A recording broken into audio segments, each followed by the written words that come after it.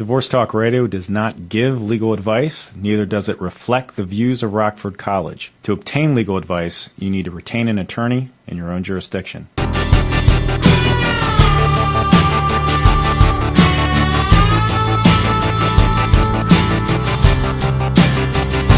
evening, folks, and welcome to Divorce Talk Radio. This is attorney Brad Tengler, here in the studio with attorney Keith Morse to talk about collaborative divorce law. Welcome, Keith. Thank you, Brad. Before we begin speaking about collaborative law, could you give a little bit of background about yourself? Well, I've spent a number of years in the practice of law. It's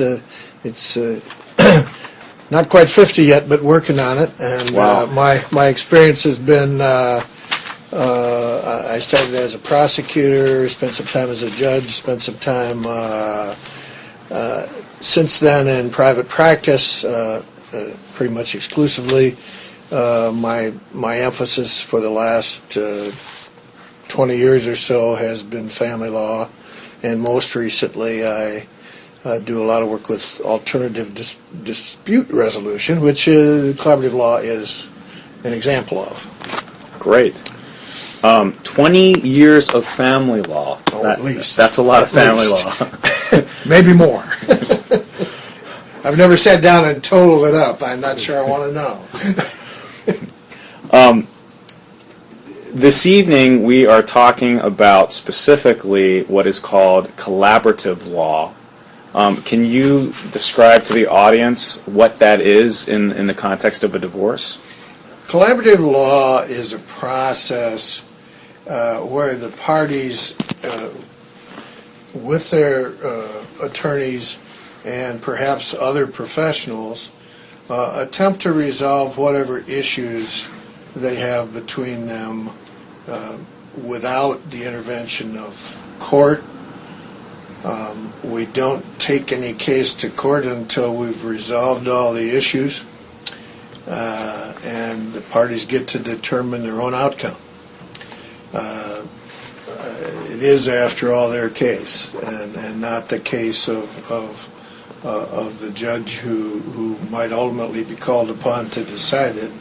But the theory of collaborative practice is that the parties can better deal with their own issues because they're always going to know substantially more about them than any judge will ever know.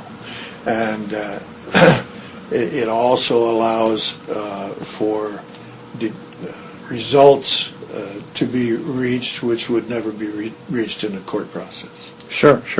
And now, when you say without the intervention of court, does that mean that people can get divorced through the collaborative process without ever filing any paperwork in court? What does that mean? No, what it means is that we resolve all the issues before we file any paperwork, and then basically we file the case and then send it for prove-up in front of the judge, and then we tell the judge what our agreement has been, and that will be the extent of their connection with the court. Okay. So if you mentioned we resolve all the issues and we go through the process before we're ever in court, could you describe for the audience what that process is, what those issues are prior to actually appearing in front of the judge to get the parties divorced? Well, one of the things that's kind of difficult to learn as an attorney is that in the collaborative process, we let the clients tell us what they want. And I spent a long time telling clients what they were going to get and what I thought they should do. And in the collaborative process, the first question we asked them is what result they would like to see. And one of the questions that we ask, which is never asked in a litigation case, is what would you like your relationship to be with your spouse after you're divorced? I see you smiling as you say that. Well, after all, let's assume for the purpose of argument that the parties have children. Sure. A divorce does not end a relationship in spite of the fact they might think it does. It simply modifies it. Simply changes it. They're still going to have a relationship with the mother or the father of their children. And would you like that to be civil, or would you like that to be contentious for the rest of the time that you live? Because so long as you have children together, you're going to have contact with each other. Is that one of the goals of the collaborative process, is to avoid some of the contentiousness that litigation in divorce can cause between a mom and a dad? Definitely. We think that mom and dad, or the parties, if you want to call them that, are in much better position to deal with their children's issues, their issues, the issues that ended the marriage, whatever they might be, than we can ever educate a judge enough to be able to deal with. And court time being as precious as it is, we have a lot more time to address it as well. Okay. So the parties begin, or let me rephrase that, because that's probably a bad question. How does a person begin the process of, say, a collaborative divorce, unlike in normal litigation where you hire a divorce attorney and you file paperwork with the court? How does it begin in the collaborative process? Collaborative divorce ordinarily begins with two attorneys who have been trained to handle collaborative cases, representing two parties. It might be that one party comes in to see one of the lawyers and he gives them a list of other lawyers who are trained in that process, or it might be a referral from a counselor or something like that. They come in from any number of things, but any number of directions. But we start by signing a document, both lawyers and the client sign, called a participation agreement. So, just to clarify, in the collaborative process, both the husband and wife, both the mom and the dad, they both have separate attorneys. Yes, is that correct? And why is that? Why can't they just use one attorney? Well, first of all, we have some real ethical issues with representing two parties that are suing each other. But I come from a mediation background, and mediation doesn't require necessarily that the parties have two attorneys or even any attorneys. But the problem with a lawyer doing mediation with parties is that he can't give legal advice. And so the parties ask you a legal question in the course of a mediation, you can't answer it. In collaborative law, both parties have their own lawyers, and legal questions can be readily asked and answered. And so we all participate in the process together through a series of meetings, and that way resolve the case. And there are some other aspects to it that are different as well. Sure. Going back to the two attorney situation, let me give an example. Let's say mom and dad with 3 kids want to do a collaborative divorce. Okay. Dad has a really good job. He's making $150,000 a year. Mom is 36 with 3 children, ages 2, 5, and 7, and obviously in a situation like that probably does not have a decent income if she's a stay-at-home mom. How does the mother afford hiring separate counsel in a collaborative process if the court doesn't intervene and divide fees and things like that? Let's kind of back up a little bit, and we start out with the marital estate. That's all the property that everybody owns, okay? That's still a concept that's valid in a collaborative case or any kind of case. And in the collaborative process, things are paid, debts are assigned, financial obligations are resolved by agreement. So if mom goes to another collaborative lawyer, when we sit down at the table, whether it be the first time or the second, whatever it might be, one of the priorities is to get her lawyer's fees paid. We reach an agreement as to how her lawyer's fees get paid. we're not interested in running to court to get temporary orders awarding someone fees because we're trying to avoid being contentious. So I can't afford to pay my lawyer. Okay, we'll take the money out of the savings account and pay your lawyer. You know, that's a typical conversation. So, for instance, Mr. and Mrs. Smith might come to you. Mr. Smith is the guy who called you. Okay. You sit down with both of them. You tell Mrs. Smith, well, you should get counsel. Is that along those lines? Yeah, and I will give her a list of people who are trained in collaborative. She's expressed an interest. Yeah, we have a local practice group that we have a brochure that has the names of the people who have been trained in the brochure, and I suggest she call one of those people. She calls one of those people, and then the first thing that the parties usually do is sit down and work out the fee arrangements. So that's not an issue later on. As part of signing the participation agreement,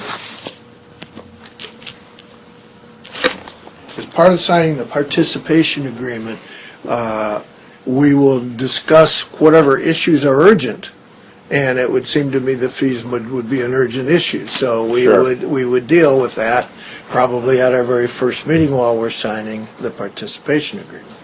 In a situation like that where you've got a relatively young family with 3 kids, what would be other urgent issues that would initially be discussed? Oh, if there are any children-related issues, I mean, we try to follow the guidelines that the Supreme Court has set up for all divorce cases. We try to deal with children's issues as quickly as we possibly can. One of the features of the collaborative process that is different than the court process is that we also have other professionals trained in the collaborative process who can help with some of this. We have mental health people who can help the parties go through the process, and we call them coaches. We have mental health people who are trained specifically to deal with children's issues, because we know kids don't talk to their parents about problems in a divorce, and those people are referred to as child specialists, and we know who those people are, and we can make them available to the parties for a consultation in connection with whatever issues might arise. We also have financial specialists who are trained in helping people plan their finances in the future. If they're no longer going to be married to each other, sometimes one party is not as financially astute as the other, and the financial specialist is a neutral who can help either party. And of course, traditionally, the lawyers had to do all those jobs, and which we are not qualified for. Well, we probably did pretty well according to our level of experience, I suppose.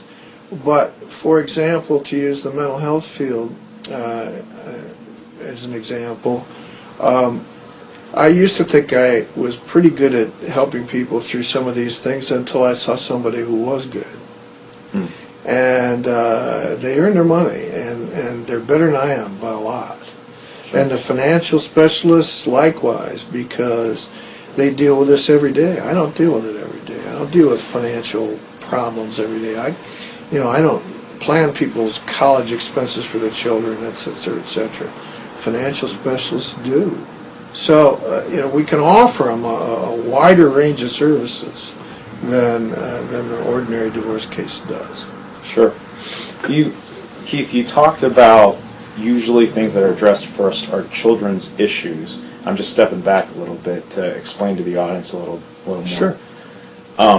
When you say children's issues, are you referring to child support? Are you referring to parenting time for custodial and visiting parents? What specifically encompasses children's issues? Well, how it might come up, Brad, is we might say, how are the kids doing? Sure. And mom says, well, they're struggling with this, they're struggling with that.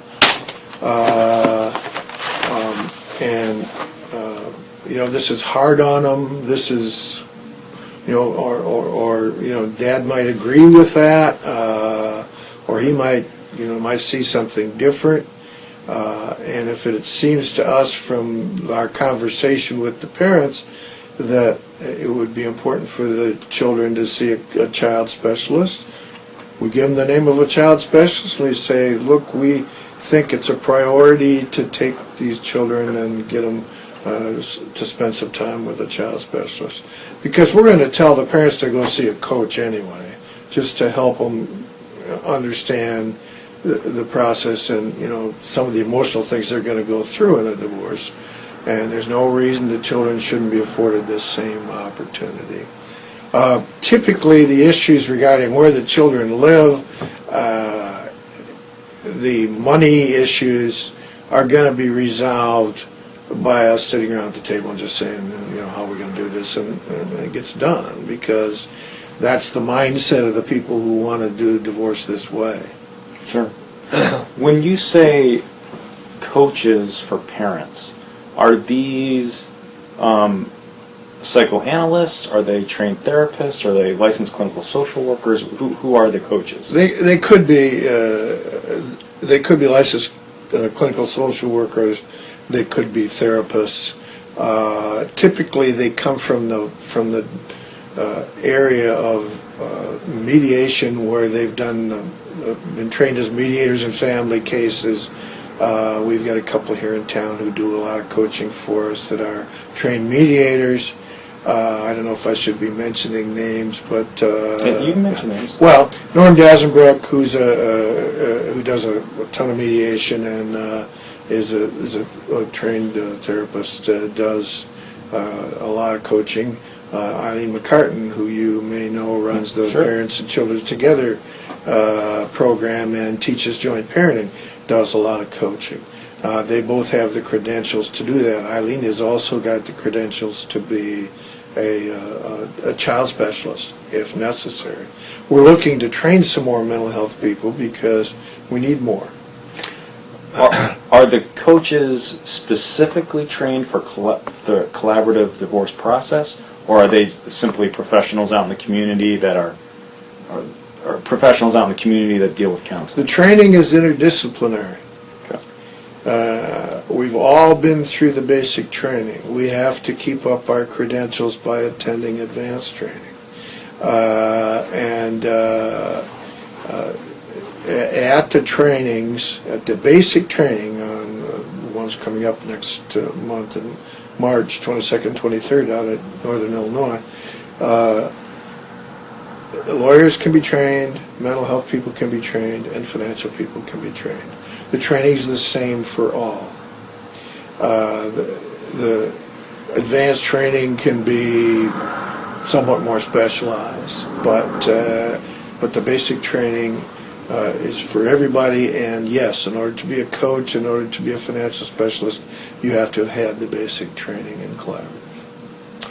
The financial specialists that are used in the collaborative process, obviously they're addressing money with the parties. Right. But can you give more specifics about what they do? Well, let's take the example where we have a stay-at-home mom who, for one reason or another, has no particular interest in finance. All of a sudden, she's going to be cast adrift and have to handle her own finances, and she's going to be ending up with some money, maybe money from her husband's retirement, or she's obviously going to have to deal with child support. Figure out how to run a budget for the household, which she may or may not have done, and that could be dad, it could be mom, but the idea is that the financial person could sit down and help them with those things. Let's say a joint goal of the parents is to educate their children.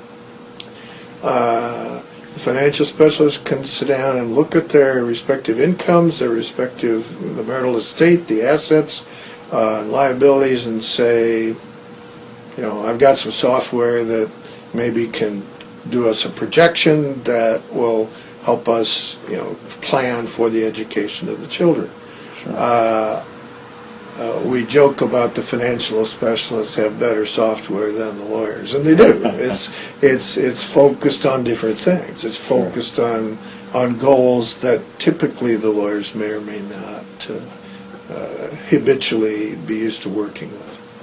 So they might be able to sit down and come up with a game plan for college tuition, even though the parties are divorcing and the kids are 2, 5, and 7, but some kind of game plan that both parties agree to and that can be entered into an order that will protect the children in the future? Well, it may or may not become an order, but it certainly can be an agreement between the parties based upon today's financial situation projected out into the future.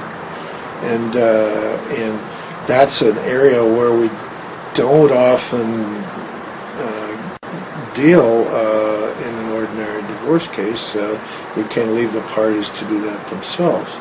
In addition, the financial person, being a neutral, can meet with either party separately.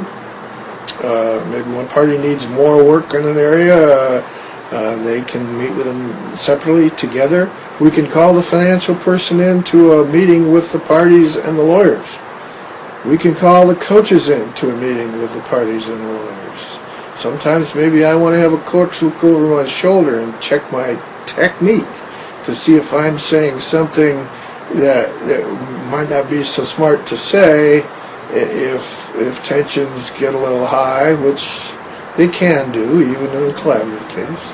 So we have all this power, all these people available to us to help us get through the process.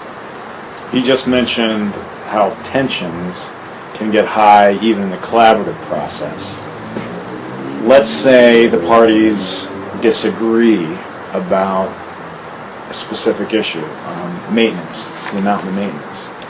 What happens then in the collaborative law process? One of the features of the collaborative law process is that the participation agreement that everybody signs at the beginning, which includes, by the way, the coaches and the financial people, provides that if agreement cannot be reached, then the lawyers must withdraw and the parties must seek new counsel, and they can go and litigate to their heart's content if that's their wish.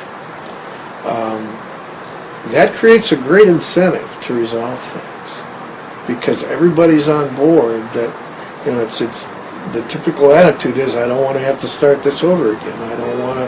So it's a great enabler as far as compromise is concerned. And if there's no agreement, we work on it. It's like any other disagreement. You look at it from different aspects. You maybe consider other things in connection with it, and ultimately, more often than not, we're able to work it out. Are there some cases when a client comes or a potential client comes to you that you think this is not meant for collaborative law? Oh, yes. Okay. Yes. And like what kinds of cases would you Well, you can, as long as I've been doing this, it's pretty easy to recognize the cases that are going to be extremely contentious. Let's say you have somebody with serious trust issues with the spouse. Sometimes you can do that in the collaborative process, sometimes you can't. It's not, there are no specific, I know of an 80-page law review article written on determining what lawyers and or clients are appropriate for the collaborative process. But as you might imagine, that talks about a lot of different things that go into the decision whether you recommend it or not. And I won't say I've never had a collaborative case go south on me, because I have, but I've only had like 2 out of 20 or 25, something like that. So the track record's pretty good. That is pretty good. So generally speaking, when someone comes to you and you think, this case is ideal for the collaborative law process, and there's, say, a maintenance issue, like the scenario that I gave with a 37-year-old mom who's a stay-at-home mom and a dad that makes $150,000, the parties are going to agree that about the finances, roughly, have some kind of agreement about that, so everyone's taken care of it.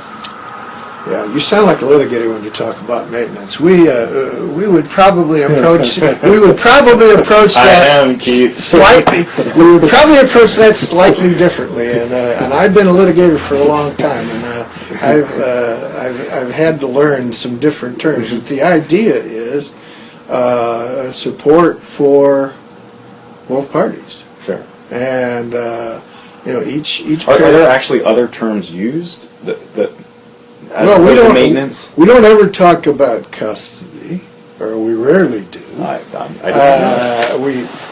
We talk. I mean, we emphasize parenting time. We may we may use the term residential parent because as a practical matter, the kids are going to probably spend more time on one household than the other.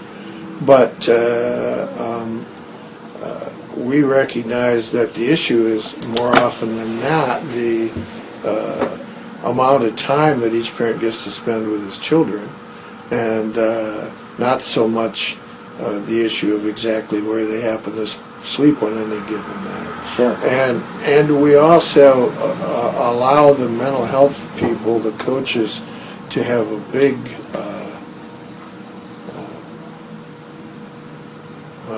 a large share of the participation in connection with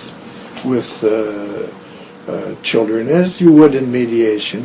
Sit down with the parents and talk to them about children-related issues, and then, of course, obviously, it's like any case, the lawyers have to ultimately put it into some form that the court will accept, but we get a lot of help from the coaches in that regard. I'm fascinated by what you just said about not using the term custody. Is the term custody used in agreed orders that are ultimately entered by the court? Oh, if we're forced to use the term custody, we will. But we typically talk about joint parenting and or residential.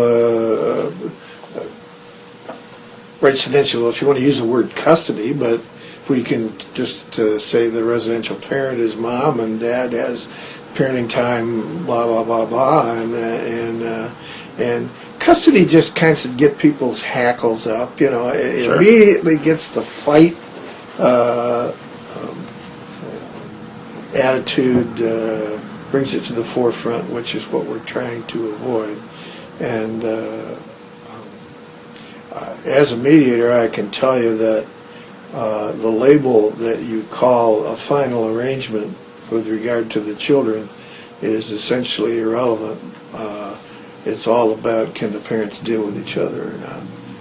And I do an awful lot of post-divorce mediation where the parties say they have joint parenting arrangements, and I ask them how they communicate with each other, and they tell me they don't.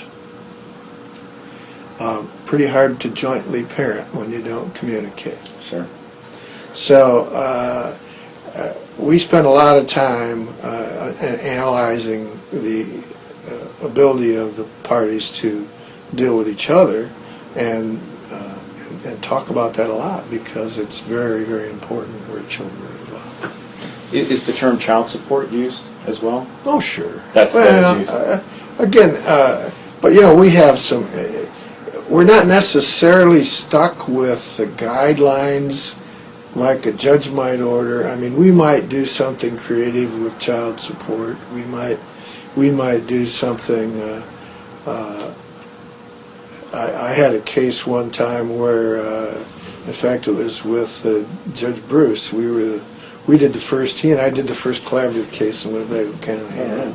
And my back when Judge Bruce was practicing. Back when he was practicing, and my client agreed to some really unusual alternative living arrangements so that his daughter could graduate from high school and stay in the school district. And that would never have been able to be accomplished in court. No judge could order such a thing. Can I ask what those were? He lived in his buddy's basement for a Huh. year. Good for him. And because they essentially was able to do that without having to spend a lot of money, and there wasn't enough money to go around, and that kept the family in the house.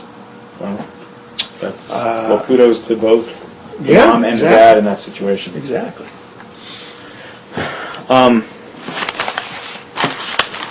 Any downsides to the collaborative law process as opposed to, full-fledged divorce litigation?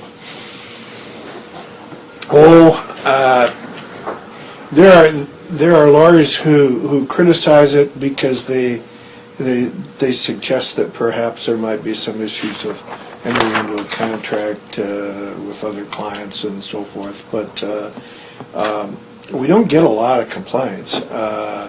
There is the legislature is kind of dealing with the collaborative issue right now because the Uniform Collaborative Law Act is in the Illinois legislature as we speak in the form of a bill, which we hope will be approved. And it spells out all the ethical and legal requirements of the collaborative process. You might be interested to know that the collaborative process is available in several European countries, very much so in Canada. It's in all 50 states. It's the Uniform Collaborative Law Act has been passed by a number of states, and it is in the process of being passed by, or hopefully being passed by others, including Illinois. We've worked through most of the bugs, the downsides. I suppose you could say a downside would be that if you can't reach agreement, the parties have to go get their own lawyers.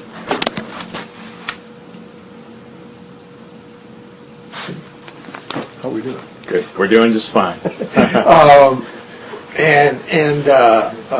That could cause some additional expense, but the advantage of the collaborative process from an expense standpoint is that when I'm working on your case as a collaborative client, I'm only working on your case. I'm not up at the courthouse waiting for a judge or some other lawyer or whatever it might be.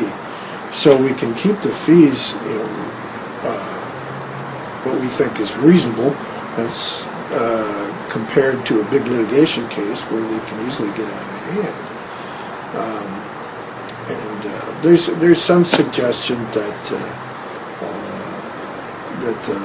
the parties can have difficulties with the issue of having to go get other lawyers. We don't do formal discovery in the collaborative process.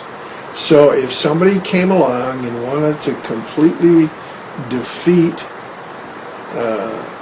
the process and be entirely dishonest, and if he was a pathological liar or something like that, I mean, it's possible that there might be a hidden account or something like that. But that can happen in a litigated case, too. Sure. So I don't find there to be that many concerns.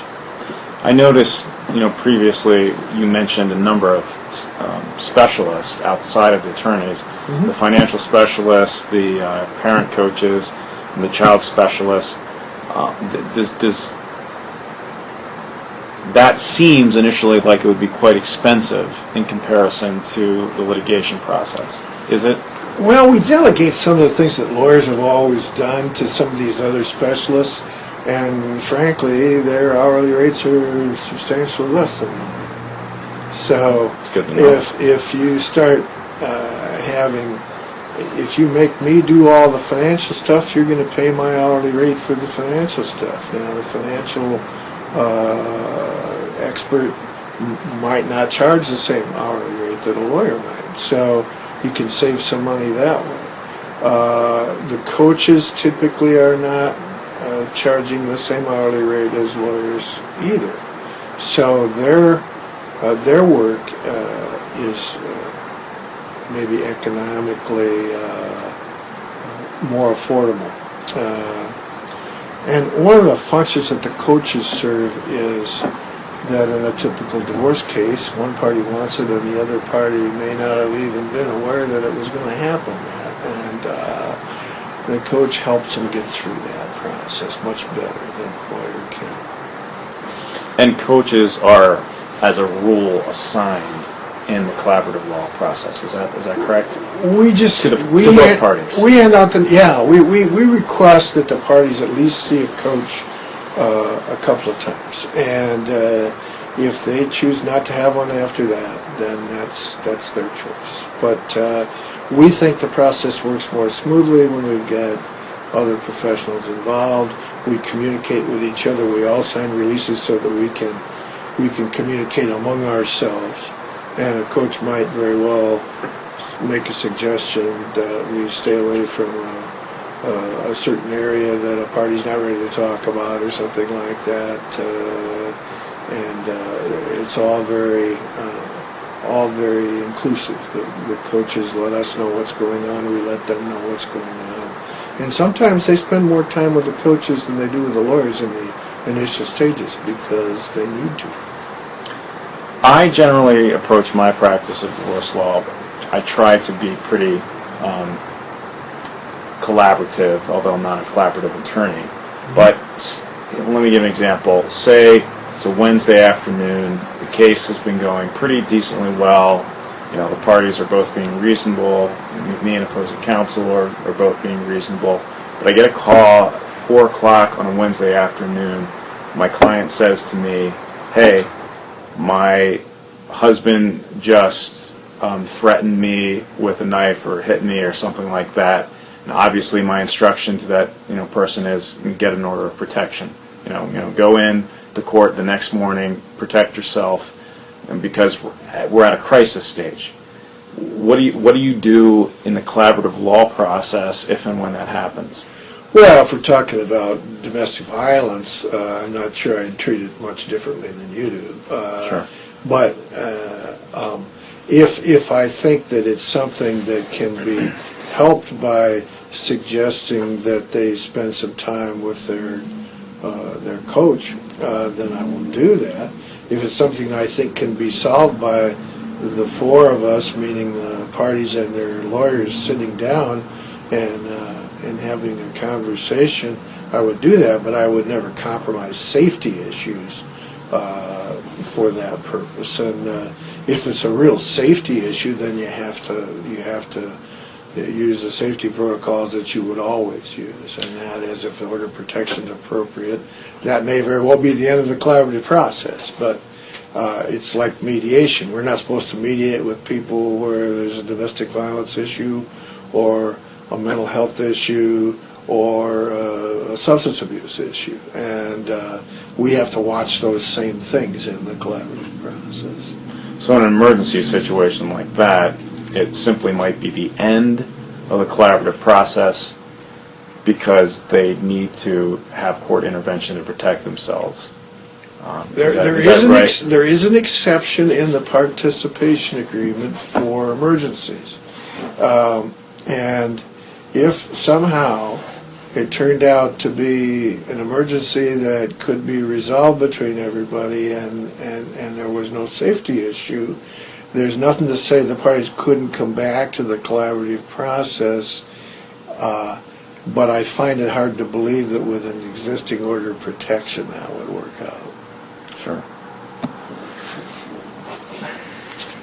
Well, I think we've covered the specialists, the children's issues, the process. How long does it usually take for the collaborative law process with, say, children, if the parties have children, to wrap up and finish in court? Well, as you might imagine, the more issues you have, the longer it takes. But again, it's still a little more efficient because we can we can meet when the parties and the lawyers are available, and we don't have to worry about a judge's schedule, and we can address the issues as quickly as the parties can do so. Sometimes reaching an agreement takes a while. Sometimes you need several meetings to resolve whatever issues there are. Financial issues can take some time. Sure. But it's like asking somebody how long will a divorce take, and the answer is always, how much are you fighting about, and how long is it going to take to resolve it? My experience with Collaborative is that we have fewer fights and quicker resolutions, and the idea of controversy is typically something that the parties don't want. So you see the spirit of compromise a lot more generally in collaborative cases, and the parties come to the table with the idea of resolving their issues, and that makes a big difference. A year or less, maybe, if we have to put a time frame on it. That's pretty good. With frequently, substantially less, depending on the number of issues. Have you noticed